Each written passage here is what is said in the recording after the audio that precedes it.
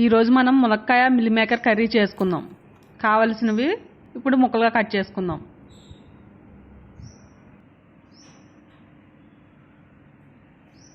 వేడి నీళ్ళు కొన్ని పోసుకోవాలి. Meal maker మెత్తబడతాయి. జీడిపప్పులో కూడా అంతే. ఈ వాటర్ మొత్తం పిండేసుకోవాలి దీంట్లో నుంచి. ఇవి కొంచెంసేపు నాననిద్దాం మనం. ఉల్లిపాయలు పచ్చిమిరపకాయలు ముక్కలుగా కట్ చేసుకుందాం. ముందుగా మూకుడు పెట్టుకుని 3 స్పూన్ల ఆయిల్ వేసుకుందాం. ఆయిల్ వేడెక్కింది. ముందుగా కట్ చేసుకున్న ఉల్లిపాయలు పచ్చిమిరపకాయలు మనం వేసుకున్నాం. కొంచెం గోల్డ్ కలర్ వచ్చేంత వరకు వేయించుకుందాం. పసుపు వేసుకుందాం.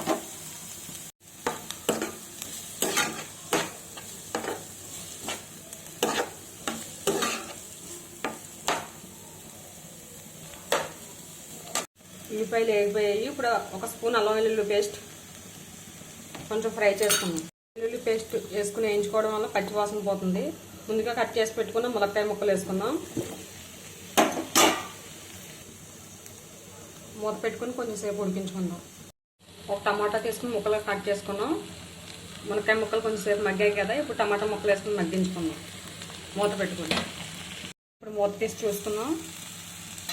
ముక్కలు మగ్గిపోయాయి.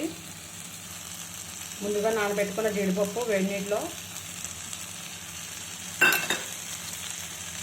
మిల్ మేకర్ వేడి నీళ్ళలో వేసి నానబెట్టుకున్నాం కదా, వాటర్ మొత్తం తీసేసుకుని వేసుకోవాలి. 1 కప్.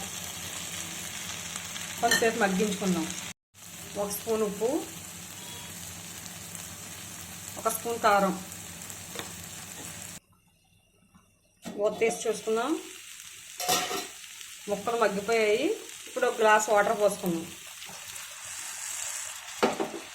కొంచెంసేపు ఉడికించుకుందాం. మొత్తం కలుపుకొని మనం మూత పెట్టి ఉడికించుకుందాం. కొంచెంసేపు ఉడికిన తర్వాత మనం మూత తీసి చూసుకుందాం.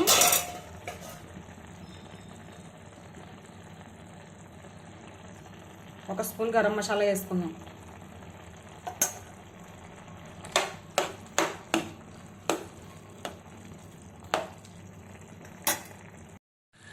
మునక్కాయ మిల్ మేకర్ కర్రీ రెడీ అయిపోయింది. ఇప్పుడు మనం స్టవ్ ఆఫ్ చేసేసుకుందాం. Easy and tasty. మీరు కూడా ట్రై చేయండి.